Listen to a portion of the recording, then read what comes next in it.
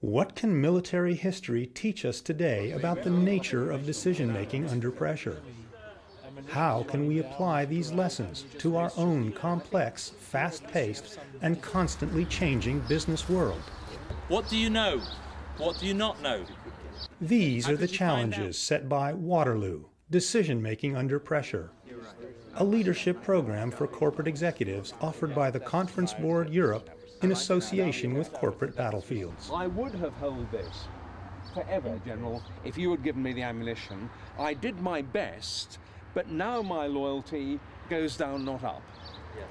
And it's awfully easy to see battles like Waterloo as being won by big battalions. You know, they get won by the side that's the biggest or the side that's got the best equipment. Usually, it's leadership and command decisions.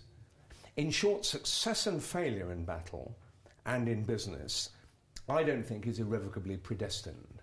I think that ultimately the power of human decision-making, right up and down the chain of command, is fundamental. Corporate Battlefields military historian Graham Cooper brings the epic battle to life. Where those two cars are coming towards us, that was Napoleon's gun line. If you now look down here, this is La Haye-Saint, the centre of the Allied line.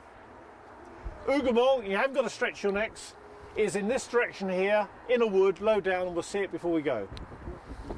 The pride of the French cavalry, gleaming in the sunlight with these super bonnets on, breastplated back and front, heavy swords, 2 carbines, heavy boots, heavy troops. Don't mix with these people.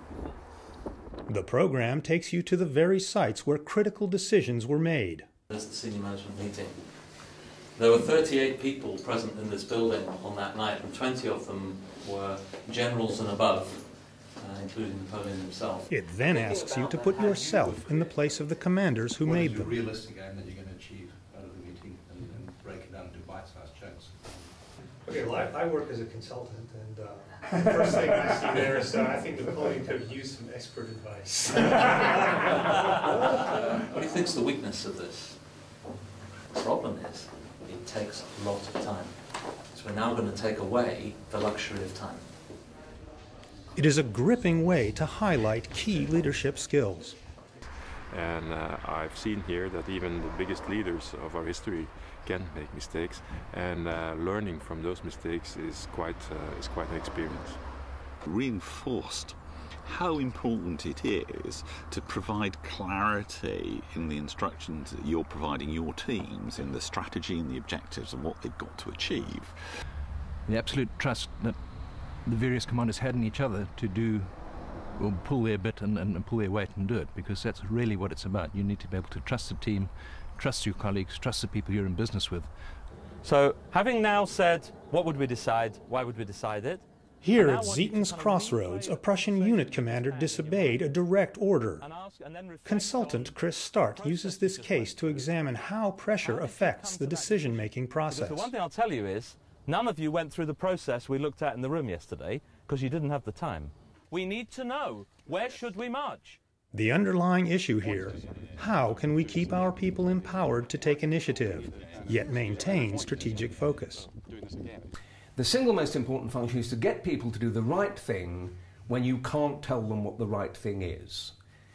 There is an approach which ensures that you tell everybody what to do regardless of circumstances.